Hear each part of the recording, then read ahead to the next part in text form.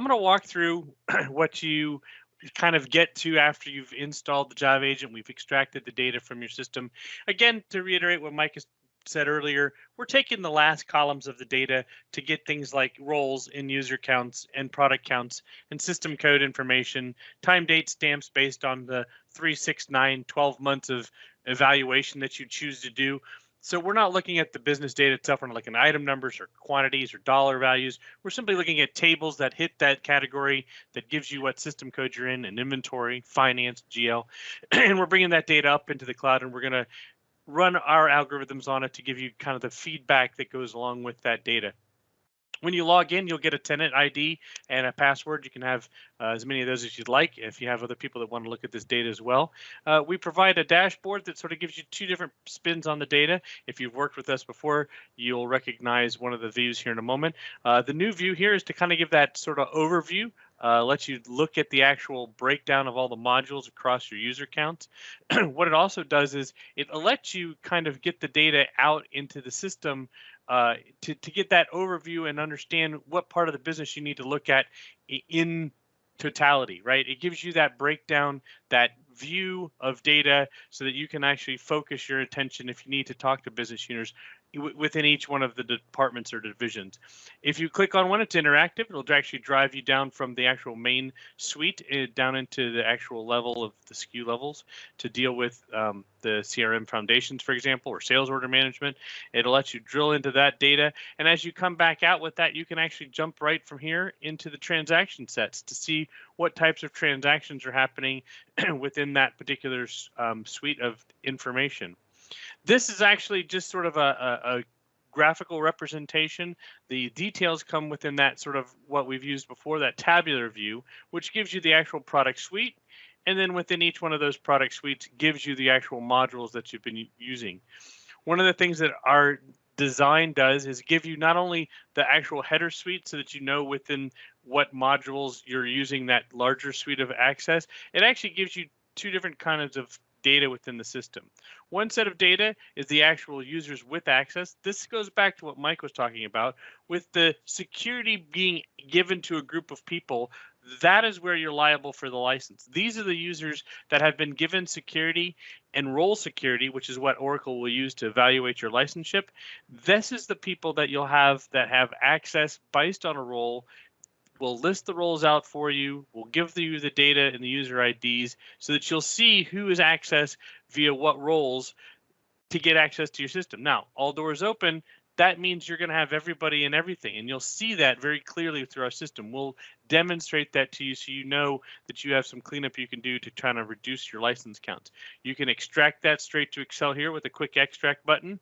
All of these reports, all of these subsets of data will extract to Excel, as well as up at the lower, from the lower side up to the higher level into the actual suite itself.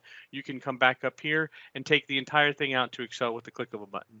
That lets you then take out the data, review it in a more close manner to make decisions about what you want to do.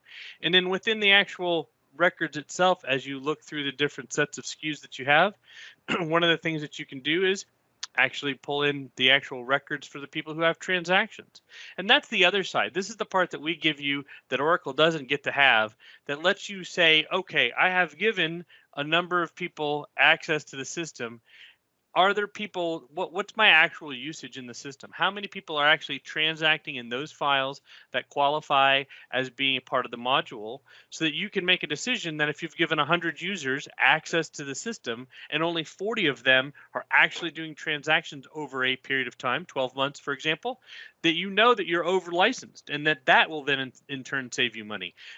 Much to the chagrin of Oracle, I'm sure, but that's the idea, is that you can use this is what they're going to evaluate, and reality can sit here in this column. We actually then have a column that we're working on in a future development here, which will actually take your license counts into consideration so that you have an overall picture of what you've been licensed for, what the users that have access to the system what Oracle will consider for licensing, and then you can actually see what you really could actually whittle down your licenseship down to in that grouping, hopefully to save you some money. The actual user details that go along with that will actually break out the data for you so that you'll have a more clear definition of all the data. These are all the users that have access in the system, what their actual usernames are, and then what the actual groupings with them specific to their user ID, what they have access to. Again, quick access here to drop those details out into Excel so that you can actually do further review and refinement of those users in the system. We just finished a license audit for a global company across 7 different companies in 5 different continents. Those people use a lot of this information to whittle down users that cross across the country, across all of the business units that are out there in the system to make those decisions and work on whether or not they actually need that sort of global access and bring those user counts down into a usable manner. As you see here, all doors open up at the top. That will give you access to know the all doors open. For those that have all doors open in the system, that will actually demonstrate to you that if you're only transacting in certain groups of places, that will mean a lot to you going forward, because all doors open is what Oracle will see, and they'll ask you for a license for each one of those users that have all doors open. So that's a nice warning sign, gives you sort of that bigger picture of what your system looks like. We also provide reports for you as well. The final audit report is a PDF document that will actually provide you the licensing information, give you the user counts in sort of that summary look, both by suite and by module. And then additional to that, we'll give you the spreadsheet that works out the general overall big picture of how things are done with both the transacted users, the transaction counts with the system. That's sort of the overview of the application and the licensing thing. We actually have we'll hold this data in as long as you're part of our group. This is your data to keep and work with. We'll allow you to upload data as well to store any documents you'd like to support that and to work with that going forward. Possibly if you'd like to have this be a central repository for contract negotiations and so forth, you can certainly store it. This is all encrypted up in the cloud. So in a general statement about the product and how it works, it is using your trailing data in your files just to identify that that file has been hit and when it has been hit within that time frame, and it is then summarized in an overview status, and then you can certainly drill down at your leisure to look at the details within both SKU and module.